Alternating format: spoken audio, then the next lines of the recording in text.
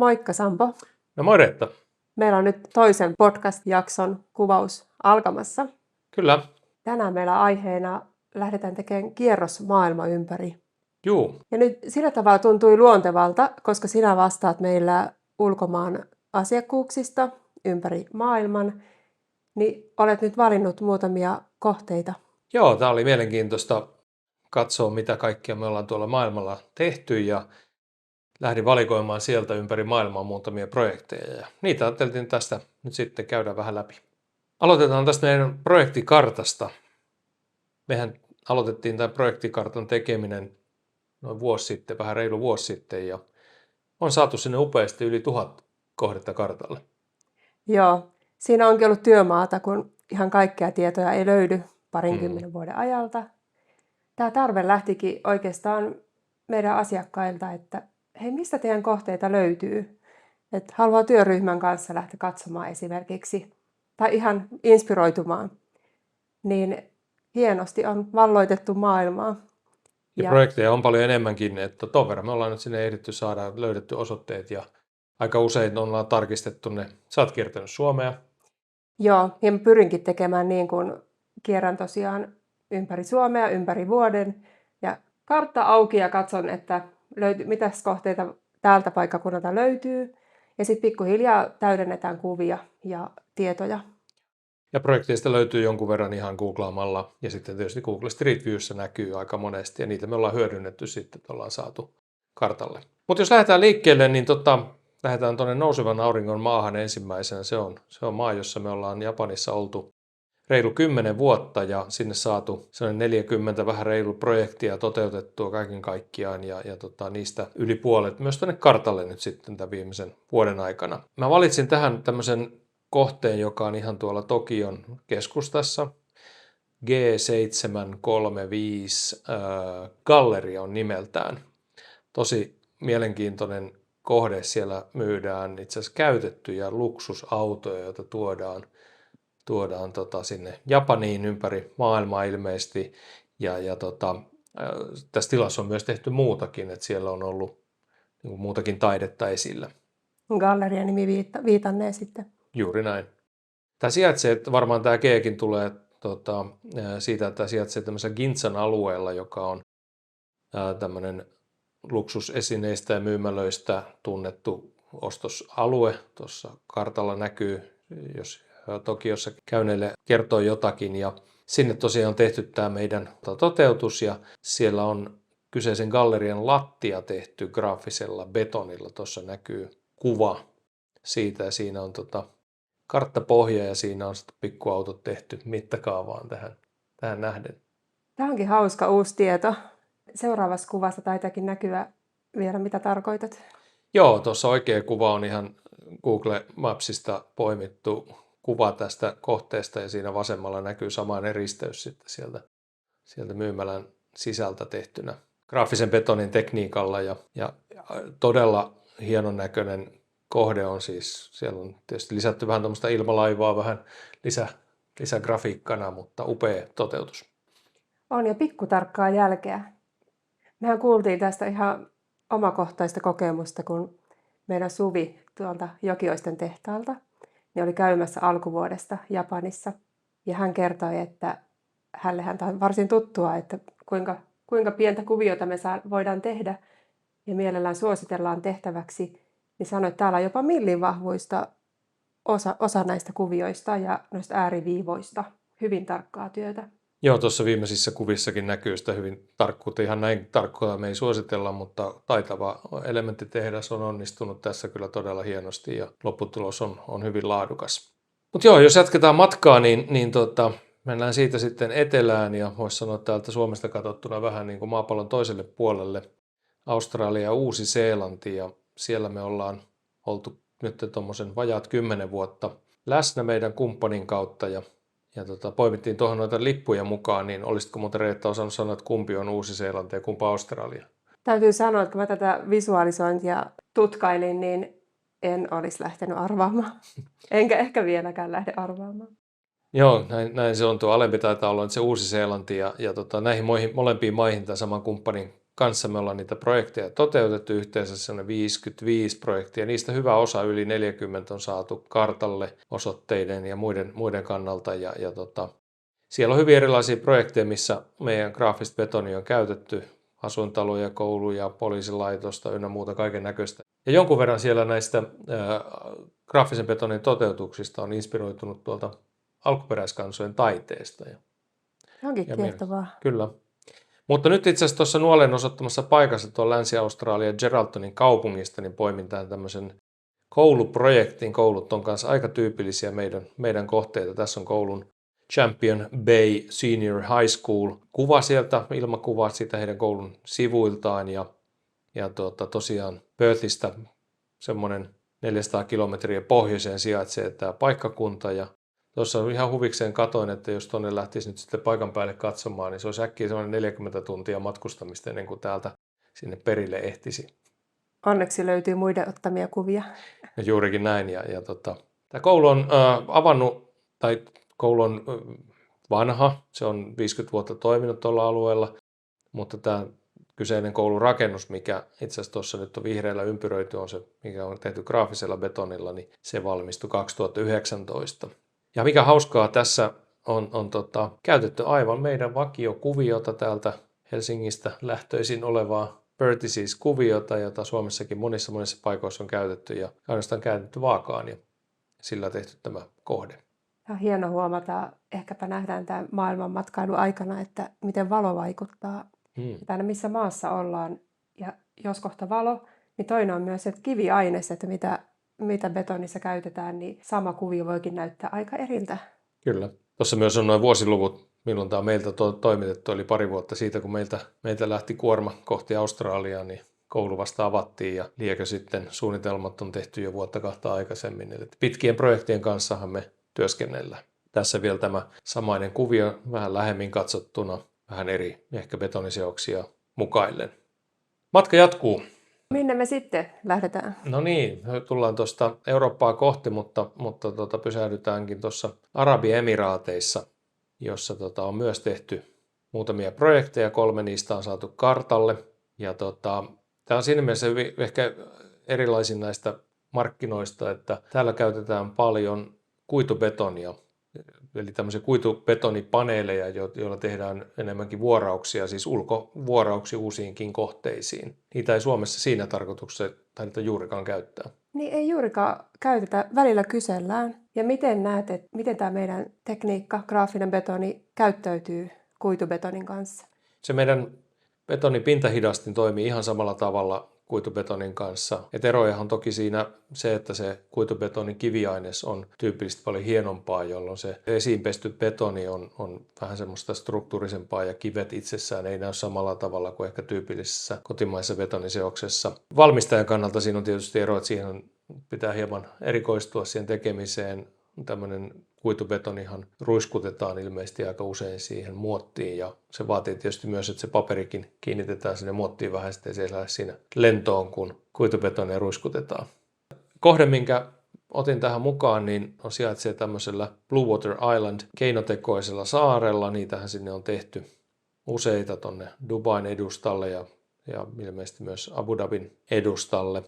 Ja tämä kyseinen saari on tunnettu siellä paikallisesti pitkälti tuosta maailmanpyörästä, eli siellä on yksi maailman suurimpia 250 metriä korkea maailmanpyörä sijaitsee, ja ne meidän graafisen betonin kohteet on tuossa tuon maailmanpyörän juurella pitkälti olevissa matalissa rakennuksissa. Hauskaa tässä on se, että tänne käytettiin täysin meidän vakiokuvioita ja 5 erilaista, ja niillä on sitten toteutettu tuolla niitä rakennuksia, kuten tässä näkyy kuvassa meidän Swarm-niminen kuvio.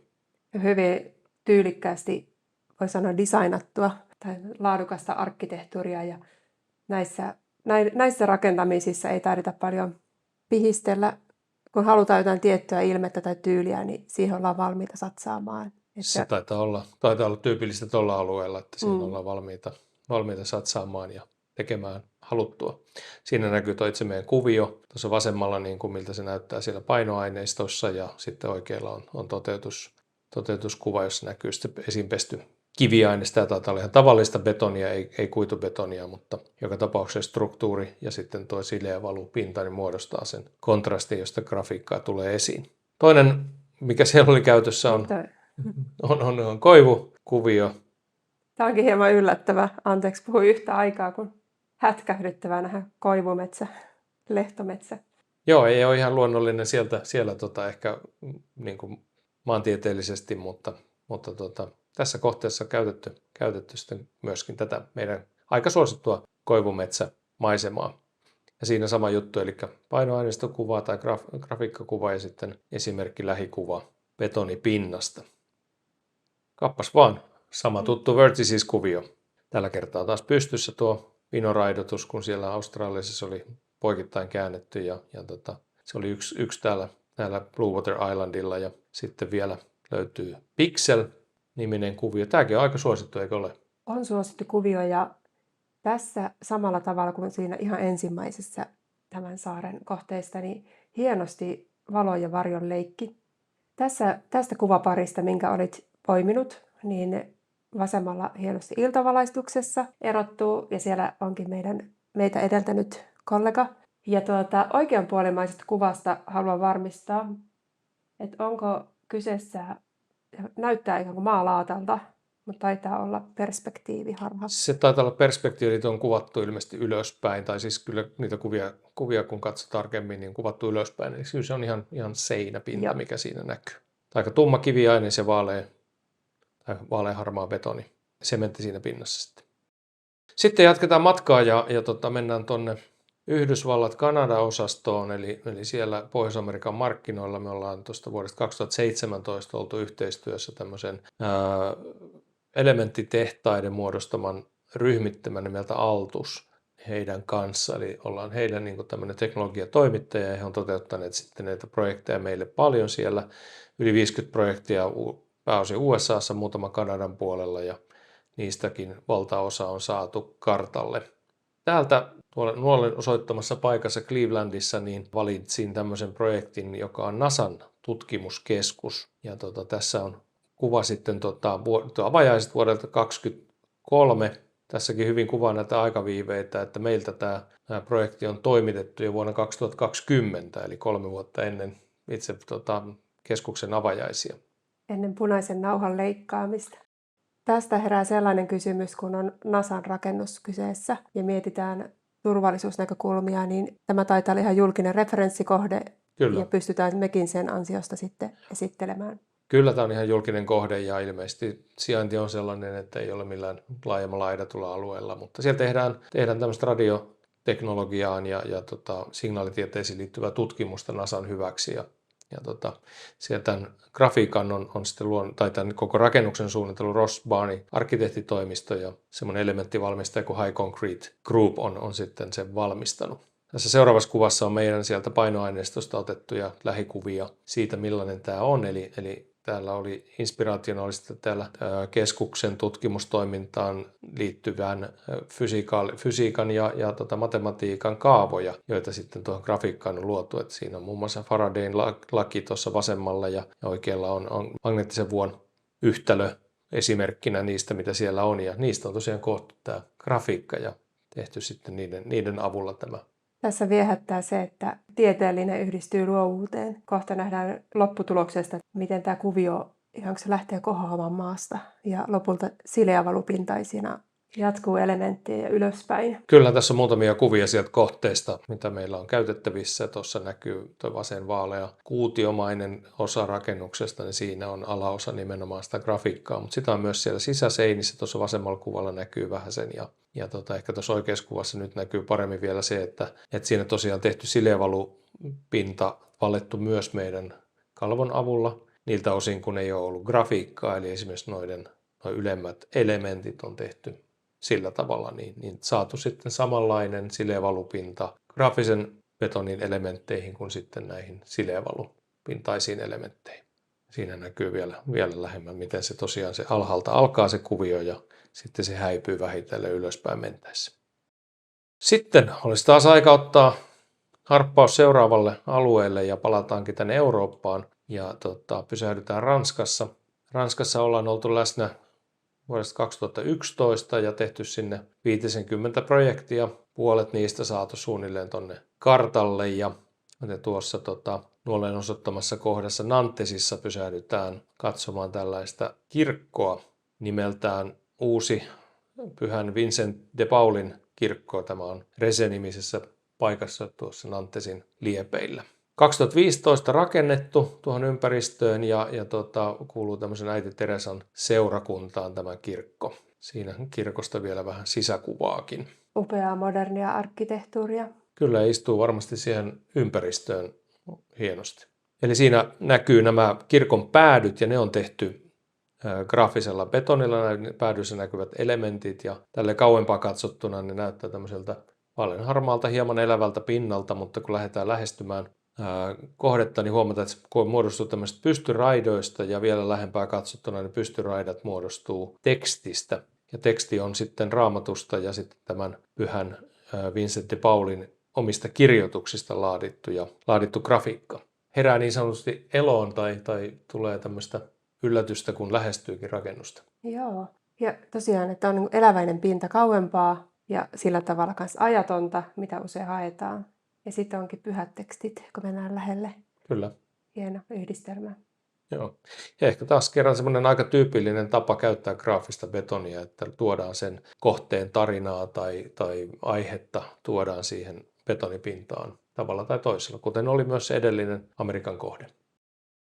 Mutkamatkamme täältä lähestyy maalia ja tullaan Saksaan, jossa me ollaan tehty ensimmäiset projektit tuolla 2012 vuonna ja saatu ne sitten aika hyvin tuonne kartalle. Meillähän on tuolla kartalla kahdenvärisiä täppiä, on vähän tämmöisiä harmaita ja vihreitä. Hyvä, kun nostit. Onkin syytä mainita, että mistä tämä värikoordinaatisto on syntynyt, niin tuon vihreän ikonin takaa löytyy linkki meidän nettisivuille ja lisätietoa kyseisestä kohteesta. Samoin kuin sieltä löytyy kohteen osoitetiedot ja karttalinkki pystyy navigoimaan suoraan oikeaan paikkaan.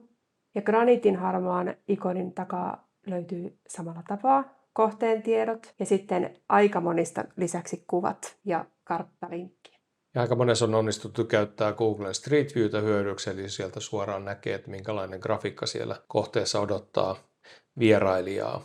Tosiaan noista vihreistä löytyy sitten aina vähän enemmän tarinaa meidän verkkosivuilta, että näistä meidän 1000 kohteista olisiko ehkä joku 250 voisi olla vihreitä ja loput on sitten näitä harmaita. Mutta Saksasta ollaan tuolla nuolen osoittamassa paikassa aivan siellä Sveitsin ja Saksan rajalla Bodensen rannalla Konstantsin kaupungissa ja siellä Konstantsin rautatieaseman edustalla siellä kaupungin suunnittelijat halusi kunnioittaa paikallisia merkkihenkilöitä ja tilasivat tämmöiset maalaatat Hemmerlein-nimiseltä betonielementtitehtaalta Saksasta, jonka kanssa me ollaan tehty yhteistyötä aiemminkin ja siellä tehtiin tämän tyyppisiä betonilaattoja siellä betonitehtaalla odottamassa toimitusta nämä kuvat tässä.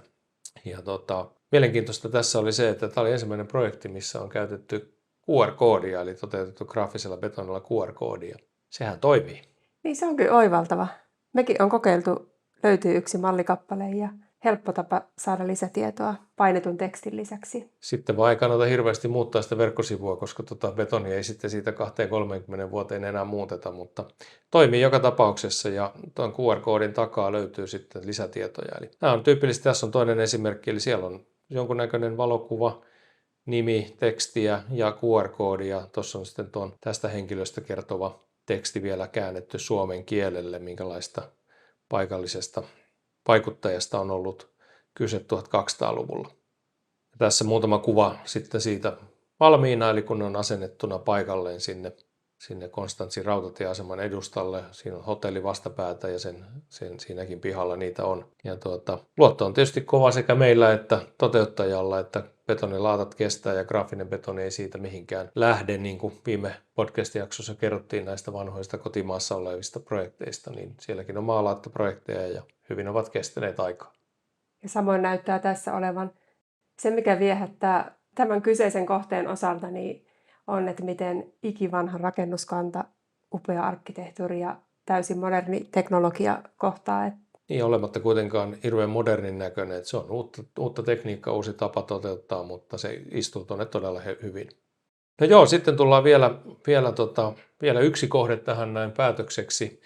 Me ollaan Tanskassa ja siellä me ollaan oltu hyvin pitkään, lähes sieltä koko yrityksen alkuajoista asti eli vuonna 2007 tehty ensimmäiset projektit sinne, 670 projektia yhteensä ja valitettavasti aika paljon niistä meiltä puuttuu osoitetietoja, mutta muutama kymmenen on saatu kuitenkin kartalle.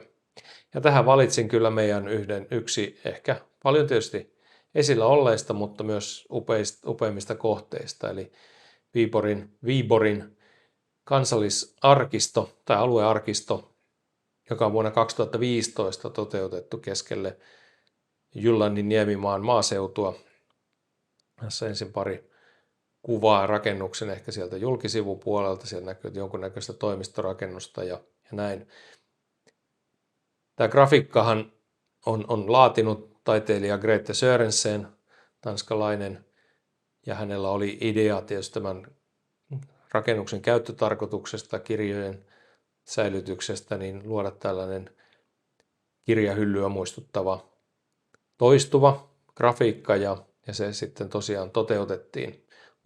Upea toteutus, ja tässä näkyy kuva sitten vähän sieltä ehkä toiselta puolelta, ja mitä sä oot, Reetta, mieltä, jos ei oltaisikaan tehty tuollaista grafiikkaa, minkälainen laatikko tuo olisikaan?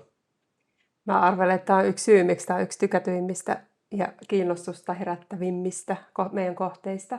Kun miettii, että ne on ihan sileä, niin 2D, suoria elementtipintoja ja sitten graafisen betonin avulla onkin saatu, näyttää hyvin kolmiulotteiselta. Etenkin tämä sivu, jossa ei yhtään ikkunaa ja olisiko 2 ovea jossain, niin Kyllä. aika tylsä olisi Kyllä kysymykseesi olisi. vastaus, että Kyllä. onneksi oivallasivat, että laitetaan kuviota pintaan. Kyllä, ja tuossa itse asiassa just tuo kolmiulotteisuus tulee hyvin, että jos niin kun katselisi nopeasti, niin siinä on 2 vaakapalkkia tuossa pohjan ja katon välissä, mutta todellisuudessa on yhteen samaa pintaa ja syvyyseroja tuossa. Syvyyssuhdan eroja ei ole kuin se ehkä 1-2 verran, mikä on graafisen betonin normaali niin sanottu pesusyvyys. Tässähän on tämmöinen niin kuin harmaa sävyefekti, joka on saatu aikaan tämmöisellä rasteroinnilla. Tämä on tämmöinen vähän erilainen tapa rasteroida, mutta lopputulos on hyvä. Eli siinä saadaan sekä tämmöinen harmaa sävyvaikutelma että sitten semmoinen kolmiulotteisuusvaikutelma tuolla kirjahyllyn tyhjällä yläosalla. Upea kohde kerta kaikkiaan. On, ja kuitenkin semmoinen hienovarainen tuo kirjahyllyviittaus, että ei mitenkään häiritsevän konkreettinen, vaan jotenkin toimii tällaisena isona pintana, rauhallisena. Kyllä. Siinä oli tämänkertainen kierros. Yli 1000 projektiahan me ollaan tuonne kartalle saatu. Niin, ja nyt nähtiin nämä 7 valitsemaasi. Pääsi syventymään tarkemmin ja toivottavasti katselijalle, kuuntelijallekin välittyi. Ja kyllä tämä näyttää siltä, että jos 1000 kohdetta kartalla ja 7 käytiin nyt tarkemmin läpi, niin meillä on aika paljon pureskeltavaa ja kerrottavaa myöhemmissäkin jaksoissa. Jäikös meille jo vai ole vähän suunnitelma, mitä seuraavaksi? On. Taitaa molemmilla olla muistinpanoja ylhäällä. Eli tullaan vielä lähemmäs Suomenniemeä, osin Suomenniemelle, ja tehdään kierros Itämeren ympäri. Kyllä, tällaiseen podcastiin olet tervetullut kuuntelemaan sitten ensi kerralla. Kiitoksia tästä. Kiitos.